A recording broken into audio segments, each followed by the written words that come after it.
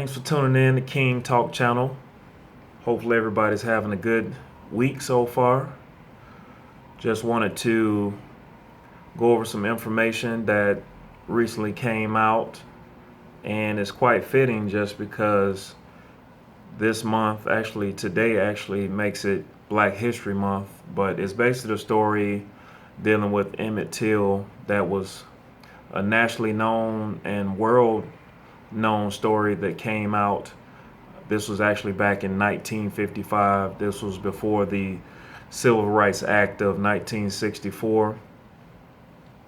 And it just made national news as far as a young boy, young African American male, Emmit Till, was actually brutalized, disfigured to where you wouldn't even recognize him. It actually made national news how this young kid was just lynched and beaten to a pulp. And just left for dead. He was actually visiting some relatives in Mississippi. Mississippi back in those days was unfortunately one of the worst cities with the worst racial tension in America. Definitely one of those crazy places to be in the Deep South. A lot of lynchings, a lot of mobbing, a lot of killing, a lot of hanging for African American people. Just a really, really rough time in Mississippi. Mississippi is still one of the most racial states even to this day. But basically, just a quick story on Emmit Till. If some of you all don't know, he was basically sent down by his mother from Chicago to see some relatives in Mississippi. He was only 14 years old, and he just was sent down, and his mother never had a chance to have that talk with him on certain manners that you have to have with people. I know me, for instance, and my friends and my brother as well, we had a talk with our parents as far as how you have to conduct yourself around if you get pulled over by the police or harassed by the police, to make sure that you can make it home safe and that you don't get killed, especially when you're racially profiled. His mother unfortunately never had a chance to have that talk with him on how things work in the Deep South, especially with him coming from Chicago. But basically this took place in 1955, and a 21-year-old Caucasian female by the name of Carolyn Bryant had claimed that Emmit Till had made sexual advances towards her. She basically stated that he whistled at her and grabbed her hand, things such as that, in a convenience store, and which was turned out to be untrue. Keep in mind he was only 14, and at the time she was 21, so it definitely was something that wasn't true. And basically about 3 days later, her spouse and her brother-in-law came and abducted Emmit Till. Keep in mind he's just 14 years of age, getting abducted by two grown men. And basically what happened, they abducted him and brutally beat him to where his face was disfigured to the point he was unrecognizable. They actually had to use his teeth to actually get some form of DNA to recognize exactly who this 14-year-old kid was.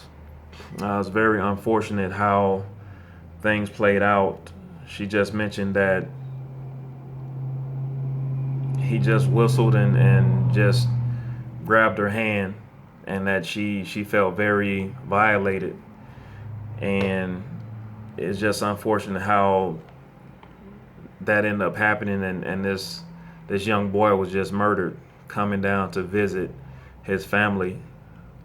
And 3 days later, he actually was recovered from the Tallahatchie River completely disfigured.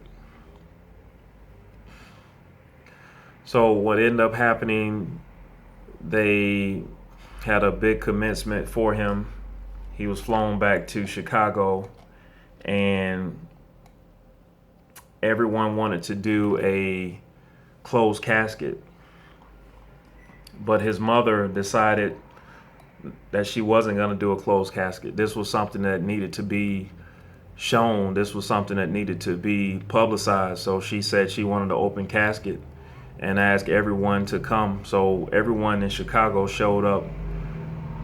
News media, people all across the nation came and showed up to this funeral, this open casket funeral, and took pictures and televised everything. And I mean, it was something that's very historical and that propelled the civil rights movement to abolish racism and to give us the proper civil rights that we needed.